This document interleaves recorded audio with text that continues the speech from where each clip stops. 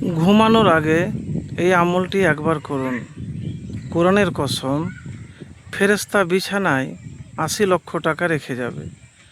তো এই রকম কোনো হাদিস কোরআন নাই। আর কসম খেতে গেলে আপনার আল্লাহর কসম খেতে হবে।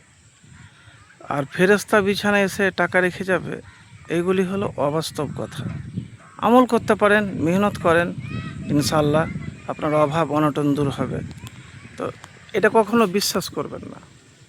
প্রিয় ভাই, আমি এতটুকুন বলবো যে অনেক মানুষ বলে, অনেক কিছু বলে, তো এতটুকুন বলবো, জীবন যাই হোক না কেন কোনো হতাশ বা নিরাশ হবেন না। আর ফেরেশতা বিছানায় এসে টাকা রাখবে, একটা জয়ীব মুনকার হাদিসও নাই, সই হাদিস তো বাদই দেন। তো মানুষের বানানো কথা। আর আমি যে কথাগুলি বলবো আপনাকে সত্য, অরিজিনাল, কোনো ফেক কথা বলবো না। দেখেন, মেহনত এমনই একটা জিনিস, পরিশ্রম, যে আল্লাহর সাহায্য মিলে। আপনাকে দিনে মেহনত করতে হবে, রাতে তাহাজ্জুদ নামাজ পড়তে হবে। এতটুকুন করে দেখেন, আমি যে দুইটি কথা বললাম, দিনে মেহনত করেন কঠোর, আর রাতে তাহাজ্জুদ নামাজ পড়ে হাত উঠিয়ে দোয়া করুন। প্রিয় ভাই, আর ঘুমানোর আগে এই দোয়াটি পড়ুন, আল্লাহুম্মা ইন্নী আউযু বিকা মিনাল হাম্মি ওয়াল হাযানি ওয়াল আজজি ওয়াল কাসালি ওয়াল বুখলি ওয়াল জুবনি ওয়া জালাইদ দাইনি ওয়া গালাবাতির রিজাল। তো এই দোয়া পড়ুন।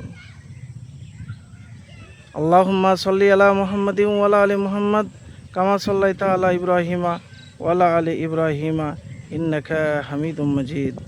আল্লাহুম্মা বারিক আলা মুহাম্মাদিন ওয়া আলা আলি মুহাম্মাদ কামা বারাকতা আলা ইব্রাহিমা ওয়া আলা আলি ইব্রাহিমা ইন্নাকা হামিদুম মাজিদ। তো আল্লাহর কাছে দোয়া করবেন, দুরূদ শরীফ পড়বেন। আর একটা কথা আপনাকে বলবো, দেখেন, সব কিছু দেওয়ার মালিক হলো আল্লাহ, তার কাছ থেকে চেয়ে নিতে হবে। এবং ধৈর্য, মুখে যতটা বলা সহজ, ধৈর্য ধরে থাকাটা তার চাইতেও হাজার হাজার গুণে কঠিন। কেন, অনেক সময় বিপদে অভাবে ধৈর্য রাখতে পারে না। তো প্রিয় ভাই, একবারই আমল করে দেখুন, ইনশাল্লাহ ফলাফল পাবেন। আর একটি কথা মনে রাখবেন, দোয়া করলে যে কবুল হবে সেটা নয়, দোয়া কবুলের শর্ত রয়েছে। আপনাকে মুত্তাকি, ইমানদার, আল্লাহওয়ালা হতে হবে। খালি চাইলে তো আপনার দোয়া কবুল হয়ে যাবে না। আপনি মুত্তাকি নন, হালাল হারাম বুঝেন না, অন্তরে লোভ লালসা বেশি, তো এই জিনিসগুলো থাকলে কিন্তু দোয়া কবুল হবে না। দোয়া কবুলের জন্য আপনাকে ইমানদার, মুত্তাকি, পরহেজগার এবং সমস্ত অবৈধ জিনিস ত্যাগ করতে হবে। বৈধ উপার্জন, বৈধ খাবার, সব কিছু বৈধ হওয়া লাগবে।